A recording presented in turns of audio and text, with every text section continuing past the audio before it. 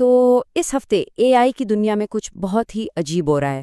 ایک طرف تو ٹیکنالوجی ایسی رفتار سے آگے بڑھ رہی ہے کہ پوچھیں مت، بالکل راکٹ کی سپیڈ سے، لیکن دوسری طرف کچھ ماہرین کا کہنا ہے کہ بس اب ہم ایک دیوار سے ٹکرانے والے ہیں۔ ہم نے اس پورے معاملے کو اچھی طرح دیکھا ہے اور 8 ایسی اہم کہانیاں نکالی ہیں جو اس پوری صورتحال کو سمجھاتی ہیں۔ تو چلیں دیکھتے ہیں کہ ہو کیا رہا ہے۔ تو مرکزی سوال یہی ہے، کیا اے آئی ایک تیز رفتار انجن کی طرح آگے بڑھ رہی ہے، یا یہ ایک ایسی دیوار سے ٹکرانے والی ہے جو اس کی ترقی کو روک دے گی؟ ایک طرف ہمیں ناقابل یقین تیزی نظر آ رہی ہے، دوسری طرف کچھ ماہرین کا کہنا ہے کہ ہم اپنی حدود کو پہنچ رہے ہیں۔ یہی تضاد، یہی کشمکش اس وقت اے آئی کی دنیا کی سب سے دلچسپ کہانی ہے۔ تو سچ کیا ہے، رفتار یا رکاوٹ؟ حیران کن طور پر جواب ہے دونوں۔ جی ہاں، دونوں۔ انڈسٹری ایک ہی وقت میں فل سپیڈ سے آگے بھی بڑھ رہی ہے اور اپنی طبعی حدود کا سامنا بھی کر رہی ہے، اور یہی متضاد صورتحال اس ہفتے کی سب سے بڑی خبر ہے۔ چلیں پہلے رفتار کی بات کرتے ہیں۔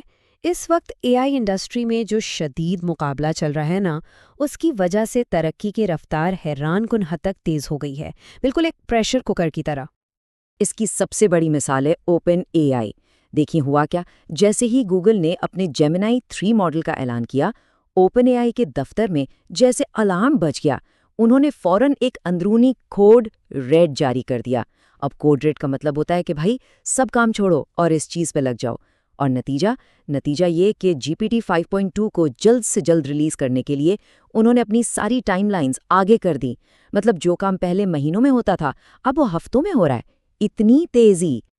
اور اس نئی اپڈیٹ میں جو سب سے بڑی چھلانگ ہے وہ ہے 4 لاکھ ٹوکنز کی ونڈو۔ اب یہ ٹوکن ونڈو کیا ہے؟ آسان لفظوں میں سمجھیں کہ یہ اے آئی کی شارٹ ٹرم میموری کی طرح ہے۔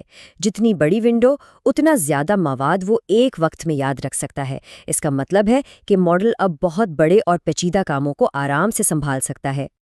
اس کا مطلب کیا ہے؟ ذرا تصور کریں کہ ایک پوری کتاب جیسے موبی ڈک، اسے 2 بار کاپی کر کے ماڈل میں ڈال دیا جائے اور کہا جائے چلو بھائی اس کا خلاصہ کرو اور اس کے مرکزی خیالات کا تجزیہ کرو۔ یہ اب ممکن ہے۔ یہ اتنی بڑی صلاحیت ہے۔ تو آگے کیا دیکھنا ہے؟ ایک تو جی پی ٹی 5.2 کی اے پی آئی قیمت پر نظر رکھنی ہوگی، جس کے سستا ہونے کی توقع ہے، اور یہ بھی کہ اوپن اے آئی کو فنڈز اکٹھا کرنے کے لیے بینچ مارکس میں اپنی برتری کب تک قائم رکھنی پڑتی ہے۔ یہ سب اسی مسابقتی دباؤ کا نتیجہ ہے۔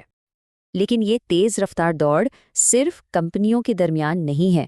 عالمی سطح پر حکومتیں بھی اے آئی کے قوانین اور اس کے لیے ضروری ہارڈ ویئر یعنی چپس پر کنٹرول حاصل کرنے کی جنگ میں لگی ہوئی ہیں۔ امریکہ میں وفاقی حکومت نے حال ہی میں ایک ایگزیکٹو آرڈر پر دستخط کیے ہیں۔ اس کا مقصد کیا ہے؟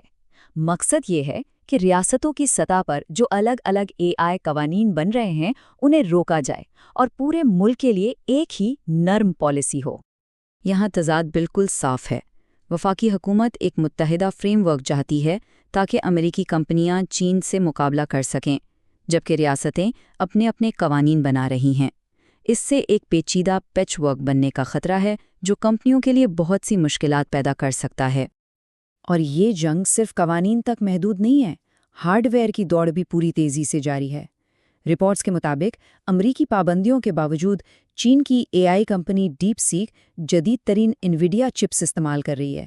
یہ ظاہر کرتا ہے کہ اعلیٰ درجے کی ٹیکنالوجی کو کنٹرول کرنا کتنا مشکل کام ہے۔ اچھا، تو اس سے ہم ایک بہت ہی بنیادی بحث کی طرف آتے ہیں۔ کیا اے آئی کی ترقی جلد ہی ایک طبعی دیوار سے ٹکرانے والی ہے یا یہ لامحدود ہے؟ اے آئی کے ایک محقق ہیں ٹم ڈیٹمرز۔ انہوں نے اس ہفتے ایک بہت زیر بحث پوسٹ لکھی۔ ان کا موقف اے جے آئی کے بارے میں ہے، یعنی مصنوعی عمومی ذہانت، وہ تصور جہاں اے آئی انسانوں کی طرح سوچنے لگے۔ ڈیٹمرز کہتے ہیں کہ یہ سب ایک خواب ہے، ایک خیالی تصور، کیونکہ ہم کمپیوٹنگ کی طبعی حدود کو نظر انداز کر رہے ہیں۔ ڈیٹمرز کے دلائل 3 اہم نکات پر مبنی ہیں۔ پہلا، جی پی یو کی قیمت کے مقابلے میں کارکردگی 2018 میں اپنے عروج پر پہنچ چکی ہے۔ دوسرا، موجودہ ٹرانسفارمر آرکیٹیکچر اپنے بہترین حالت کے قریب ہیں۔ اور تیسرا، مزید بہتری کے لیے اتنے زیادہ وسائل درکار ہوں گے کہ یہ سلسلہ 1 یا 2 سال سے زیادہ نہیں چل سکتا۔ لیکن بڑی لیبز جیسے اوپن اے آئی اور گوگل، ان کے محققین اس سے متفق نہیں، وہ کہتے ہیں کہ ہمیں کوئی دیوار نظر نہیں آتی۔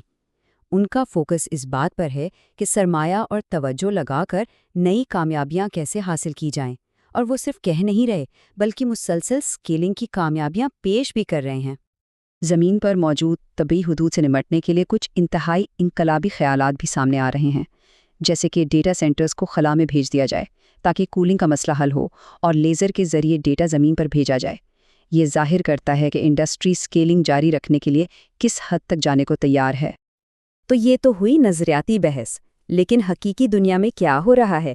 آئیے اے آئی کی ٹھوس صلاحیتوں کی کچھ مثالیں دیکھتے ہیں۔ یہ ایک حیران کر دینے والی مثال ہے۔ اینتھروپک کے اے آئی ایجنٹس نے ایک نقلی ماحول میں، یعنی ایک سیمولیشن میں، خود مختار طور پر ایک پیچیدہ مالیاتی ہیک کو انجام دیا اور $4.6 ملین چوری کر لیے۔ یہ صرف ایک تجربہ تھا، لیکن یہ ان سسٹمز کی خطرناک حد تک بڑھتی ہوئی صلاحیتوں کو ظاہر کرتا ہے۔ اور یہ کوئی اتفاقی عمل نہیں تھا۔ ایجنٹس نے باقاعدہ منصوبہ بندی کی، پہلے معلومات جمع کی، پھر کمزوریوں کا فائدہ اٹھایا اور آخر میں حملے کی تصدیق کی۔ یہ ایجنٹس کے خطرے کو بہت حقیقی بنا دیتا ہے۔ اسی دوران آندرے کارپاتھی نے ایک بہت اہم نقطہ اٹھایا کہ ہمیں ان ماڈل سے بہتر نتائج کیسے مل سکتے ہیں۔ ان کا کہنا ہے کہ ماڈل کو ایک شخص کی طرح سوال کا جواب دینے کو کہنے کے بجائے اسے ایک سیمولیٹر سمجھیں۔